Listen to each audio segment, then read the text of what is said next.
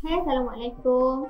Okay, so hari ni aku akan share satu tips bisnes yang mana soalan ni kerap sangat orang tanya. Tak kisahlah nak team ke, kawan-kawan bisnes yang lain ke yang jual produk lain, founder produk lain memang suka sangat tanya soalan ni dekat Akmal. Akmal, macam mana cara untuk kita grow dalam bisnes tanpa kita ada jatuh? Macam tu. Dia sebenarnya macam ni, korang kena faham yang bisnes ni tak mungkin takkan ada turun naik dia. Dan Akmal pun memang pernah mengalami keadaan tu yang mana bisnes kita drop sekejap. Tapi sebenarnya kalau kita tak drop, kita tak gagal kat dalam bisnes ni, kita takkan ada pengalaman tau. So sepanjang Akmal dah bisnes 5 tahun, 3 tahun yang lepas Akmal pernah drop sekejap. Tapi bukan drop sebab sebab masa tu Akmal tak boleh nak manage masa, since masa tu Akmal jaga anak sendiri dan Akmal memang ambil keputusan untuk jaga anak Akmal sendiri. Tapi masa tu Akmal dah ada team, Akmal ada stockist, Akmal ada agent, Akmal ada dropship. Tapi bila Akmal ambil keputusan untuk slow down, kita memang akan bahayanya bisnes ni, kita bila-bila masa boleh disailang, kita boleh dikhianati. Yang masa tu Akmal punya stokis sendiri sailang Akmal dengan cara dia WhatsApp Akmal punya stokis dengan ejen yang lain, ajak jual produk lain. Dan masa tu Akmal kehilangan stokis yang Akmal memang dah ajar sampai jadi power, ejen yang dah power. Yang Akmal tinggal masa tu hanyalah dropship yang memang setia dan percaya pada Akmal. So Alhamdulillah lah, thank you so much kepada diorang. Masa tu Akmal bermula balik daripada 10 orang dropship, sampailah Akmal pergi ke tahap sekarang Akmal seorang founder dengan sales jutaan ringgit sebulan. Alhamdulillah. So cara dia macam mana kita nak grow dekat dalam bisnes adalah grow yang tanpa jatuh. Lepas Akmal dah jatuh tu, yang Akmal dah ambil pengalaman daripada benda tu, Akmal tahu dah kita tak boleh langsung break dekat dalam bisnes dan kita memang kena sentiasa konsisten. Dan Akmal terus naik sampailah sekarang. Tak pernah, walau sebulan pun Akmal punya, bila Akmal dah sampai satu level, Akmal drop. Macam tu. Akmal akan make sure yang Akmal punya performance akan terus dia naik. Dia tak jatuh-jatuh. So macam mana tips dia? Okay, tips dia yang pertama, kita mesti kena ada target. Apa yang kita nak capai? Contoh macam korang baru bermula sebagai dropship ataupun agent. Sehari korang nak dapat seorang customer, memang korang wajib capai target sehari korang dapat 1 orang customer sehari. Dan bila kita dah konsisten boleh dapat 1 customer sehari tu, kita target kalau kita nak dapat double, maksudnya 2 orang sehari. So income kita setiap hari akan meningkat. Income setiap hari meningkat, maksudnya income setiap bulan juga akan meningkat. So lepas tu itu target harian, target dari segi apa yang kita nak capai dalam bisnes kita hari tu. Contoh pula, kita kena ada target dari segi kita nak reward diri kita sendiri. Macam Akmal, bila Akmal reward diri sendiri ni, memang Akmal akan rasa macam semangat gila tau. So Akmal akan, contoh macam first kali aset yang Akmal beli masa Akmal bisnes adalah kereta aset jugalah. Keperluan yang Akmal beli adalah kereta Akmal, kereta Honda Civic masa tu. Masa tu Akmal boleh beli kereta yang berharga 140,000 masa Akmal beli tu. Dengan rasa happy sangat, rasa puas sangat sebab kita dah usaha keras, kita dapat beli apa yang kita nak. Dan Akmal pun tak pernah expect yang Akmal boleh dapat kereta tu tau masa tu. Dan Akmal memang sangat-sangat bersyukur. Tapi bila kita dah capai impian kita kena make sure yang kita ada something next untuk dicapai. Contoh macam kita dah dapat beli kereta idaman kita. Apa lagi yang kita nak buat lepas ni? Kita nak beli rumah contohnya. Kita nak bina rumah impian kita. Benda ni kadang-kadang ada bagi setengah orang benda ni tak penting tau. Tapi bagi Akmal dia penting untuk naikkan Akmal punya semangat tu. Kita ada something yang kita boleh capai. Kita tahu kalau kita nak, contoh kita nak rumah harga 100,000 contohnya. Macam mana aku nak beli rumah 100,000? Contohnya sebulan aku kena kumpul berapa ribu sebulan untuk aku dapatkan rumah sebanyak ni, harga macam ni. Itu contoh. Kita akan ada benchmark yang mana kita akan ada target. Untuk aku capai macam ni, kita akan simpan strategi lah maksudnya. So contohlah aku cakap lagi dari segi team. Macam mana kita nak growkan team kita daripada yang ada sekarang pergi lagi besar. Paling penting, contoh aku cerita tadi, lepas aku bangkit semula, aku bermula daripada 10 orang dropship. Aku ajar dia orang sampai dia orang, aku ada target masa tu. Seorang dropship aku mesti boleh hantar order paling kurang 5 set sehari. Tapi Alhamdulillah mesti dekat dalam team dia akan ada seorang yang sangat-sangat power. Dia boleh buat lebih daripada tu. Akmal pernah ada dropship boleh hantar 30 set sehari jualan. 30 barang lah maksudnya, 30 pasal.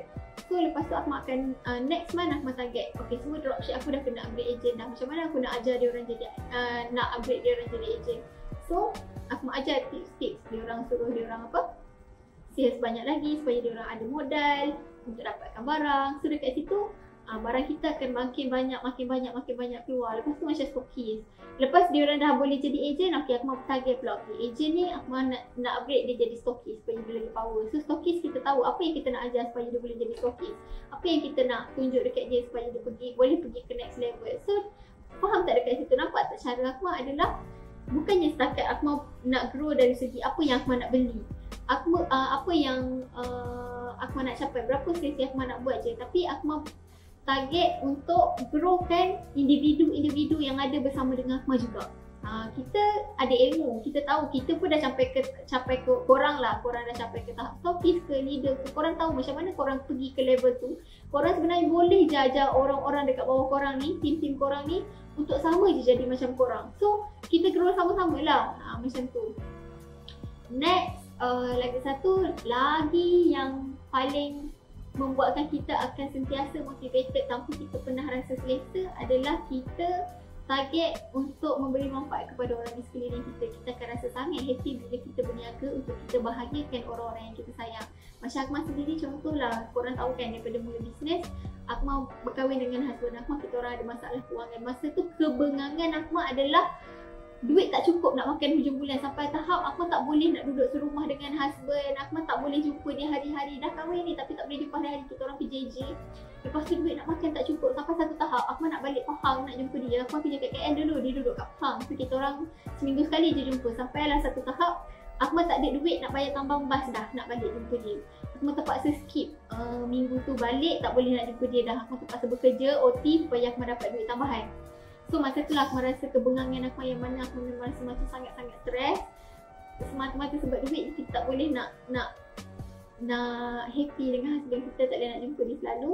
So daripada tu Akmal buat bisnes dan Alhamdulillah. Tapi sambil tu memang Akmal banyak, nanti Akmal akan share tips macam mana Akmal minta Allah bukakan pintu rezeki untuk Akmal. Tapi yang ni Akmal share dulu macam mana kita nak grow tau. So target Akmal adalah untuk Akmal bantu suami. So bila Akmal dah dapat, Akmal buat bisnes online, bisnes Akmal sangat-sangatlah maju.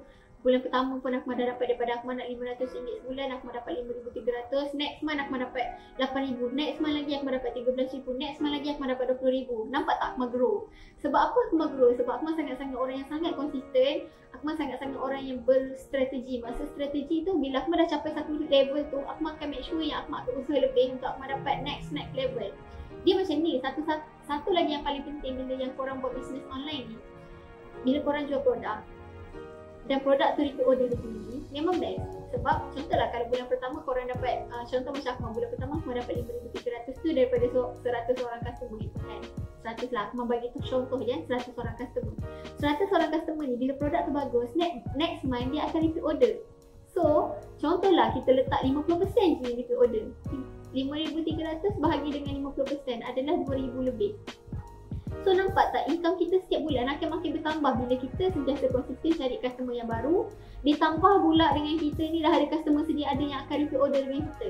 Itu yang best bisnes online bila kita jual produk yang bagus. So sangat penting untuk korang cari dekat dalam market produk yang bagus untuk korang jual, yang memang customer guna, consume dia akan suka. Paling penting juga korang tahu produk tu kelebihan dia apa, korang sendiri minum, korang sendiri guna, korang sendiri ada feel dengan produk tu. Tu satu lagi. Lepas tu dah terlari pula apa yang Akmal nak share ni. Tadi nak cakap pasal macam mana kita nak next target. So kita nak happykan dengan orang-orang yang kita sayang contohnya kan. So bila kita ada target untuk kita happykan orang yang kita sayang, lepas tu Akmal dah dapat lah RM500, Akmal dah boleh tolong. So next target adalah Akmal nak suami Akmal jadi macam Akmal juga. So macam mana cara untuk Akmal, strategi untuk Akmal bagi suami Akmal jadi macam Akmal juga. Dia kerja government dulu. So Akmal nak dia berhenti kerja, dia dapat income RM10,000 macam Akmal juga. Akmal nak dia macam tu. Tapi perlahan-lahan sebenarnya Akmal memang tak suka langsung bisnes. So Akmal kena cari strategi untuk Akmal bagi dia minat untuk berniaga ni. Adalah strategi dia. Nanti Akmal share juga. Kalau nak cerita semua dalam video ni memang takkan habis tau. Okay, so tips yang kedua adalah, contoh Akmal nak balas jasa mak ayah Akmal. Yang paling penting, Akmal sangat-sangat sayangkan Akmal punya mak. Sebab mak Akmal ni dia berkorban banyak sangat untuk besarkan kita orang 5 orang adik-beradik. Dia pernah belajar kat Matrix dulu. Dia ada RM50 je dekat dalam dompet dia. Dia bahagi 2. Ma 25, dia panggil Akmal mam. mak RM25, mak RM25. Nah, bawa duit ni buat makan, buatlah kangkung apa pun yang boleh. Dia sampai tahap macam tu tau, dia punyalah kesian dekat anak dia. Walaupun dia tak ada duit, dia tetap fikir pasal kita juga. So benda tu memang buat Akmal terharu dan Akmal belajar rajin-rajin untuk balas jasa mak. So target Akmal bila Akmal dah banyak duit, aku nak mak aku berhenti kerja. Cukup lah dia dah kerja selama ni untuk kita orang, biar dia berehat pula. So masa tu gaji mak Akmal adalah dalam 1,000 lebih. So Akmal cakap, okay, untuk aku bagi mak aku berhenti kerja, aku kena bagi dia 1,000 lebih. Bagi dia lebih sikit supaya dia memang yakin untuk berhenti kerja. Mula-mula suruh tu dia tak nak lagi tau. Tapi aku mau bagi je lah duit je. Lepas tu sampai satu tahap aku bagi dah 1,500, dia kata okay boleh lah sebab aku dah konsisten bagi 1,500. Aku mau bagi, dia berhenti kerja. Alhamdulillah memang aku sangat-sangat happy bila tengok mak aku dah boleh berehat. Lepas tu, tapi tak sampai kat tahap tu je. Aku dah bagi 1,500 kat mak. Lepas ni aku nak bagi mak RM3,000 dan lepas ni aku nak bagi mak aku RM8,000 pula. Lepas ni aku nak bagi mak RM2,000 lah. Aku masih sentiasa target lebih daripada tu. Kita set target untuk kita bagi lebih pada orang yang kita sayang. Kita nak happykan orang yang kita sayang. Contoh macam sekarang, aku dah sampai tahap aku dah boleh bina rumah impian aku mak. Next, lepas habis aku masih siap rumah impian, aku nak buat rumah untuk mak aku, mak ke ayah aku, mak ke adik-beradik aku, untuk beli apa sahaja yang membahagiakan diorang. Macam tu cara dia.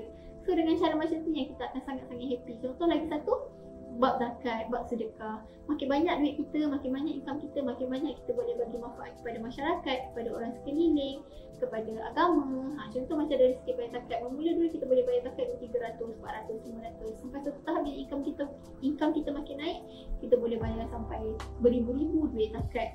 So dekat situ kita tahu, kita kena tahu juga kita bayar zakat untuk apa. Kita bayar zakat untuk bantu orang-orang yang susah, sebab zakat tu akan dibahagikan kepada orang-orang yang susah. Dan kita tahu makin banyak keluarga yang kita boleh bantu dengan rezeki yang kita bagi, dengan apa yang kita bagi, dengan apa yang Allah bagi dekat kita boleh bagi pula dekat orang, boleh pula bantu orang di sekeliling kita. So kita akan sangat-sangat rasa happy, kita akan rasa sangat tak selesa. Kita macam kalau kita boleh buat lebih, kenapa kita tak buat lebih lagi? Kita akan ada perasaan macam tu. Paling penting sekali kena tahu dalam bisnes, paling bahaya sekali kalau kita ada perasaan selesa.